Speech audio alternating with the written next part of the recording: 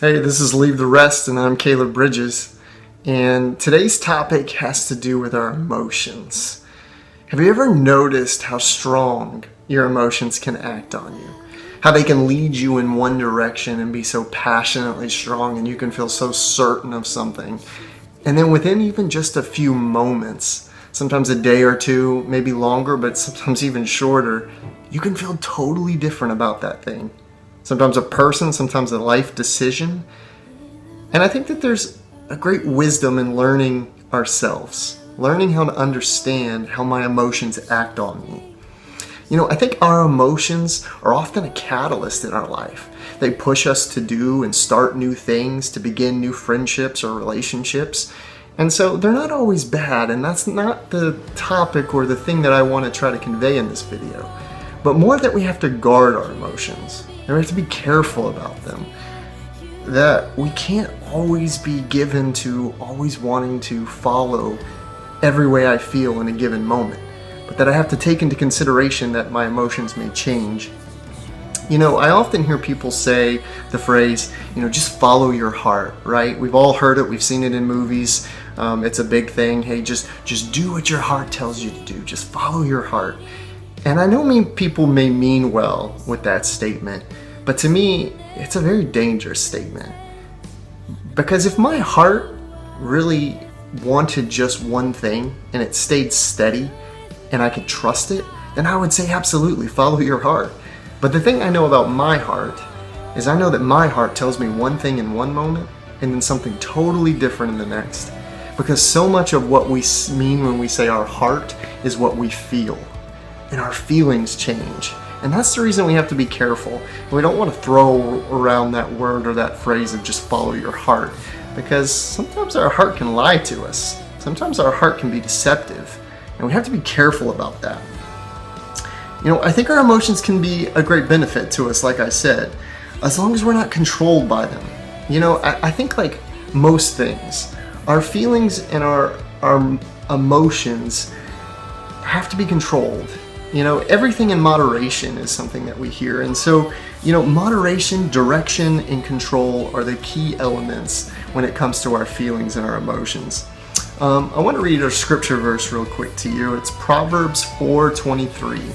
And it says, above all else, guard your heart, for everything you do flows from it. I think that's powerful. Everything we do flows from our heart. And so that we have to guard it. I've heard people talk about or use that scripture verse, and basically a lot of the times they're saying, I have to guard my heart. And most of the time what they're referring to is guarding their heart from a person or a situation or something.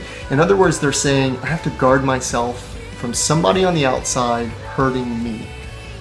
But I think the truth of this scripture is that it probably applies more in the opposite direction.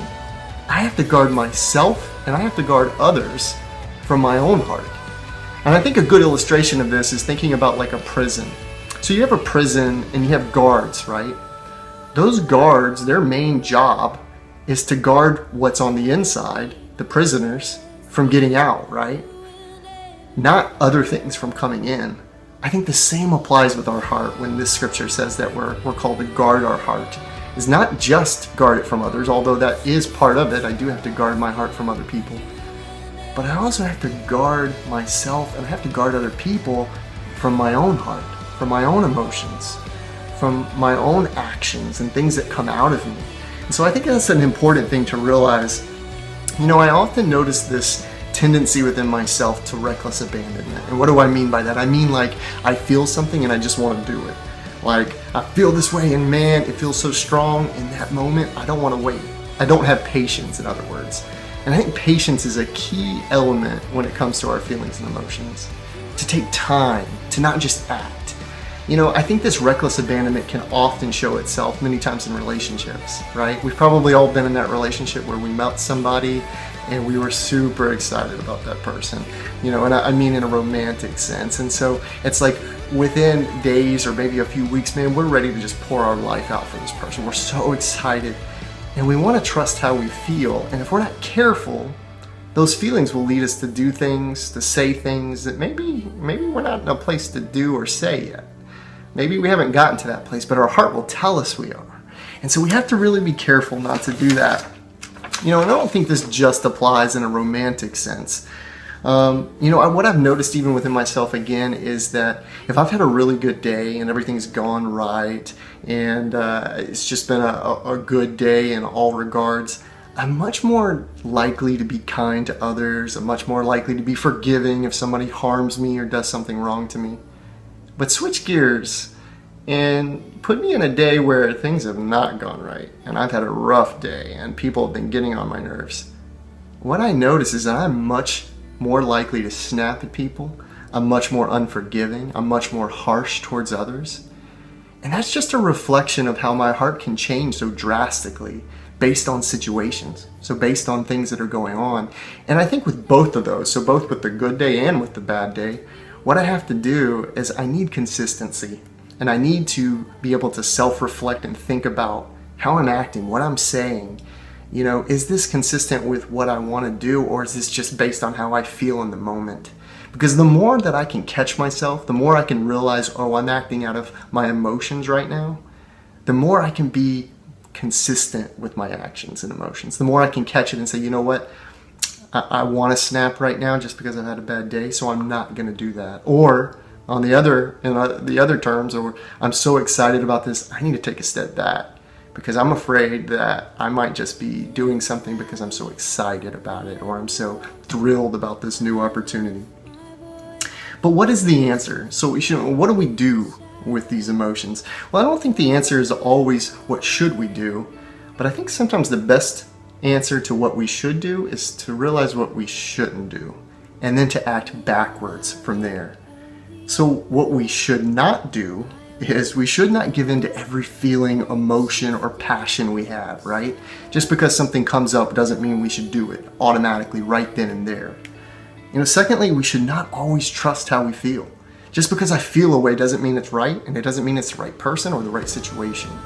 So I shouldn't just think that because I feel strongly about it, that means it's right. We should not assume that everything we feel is right or even God-given.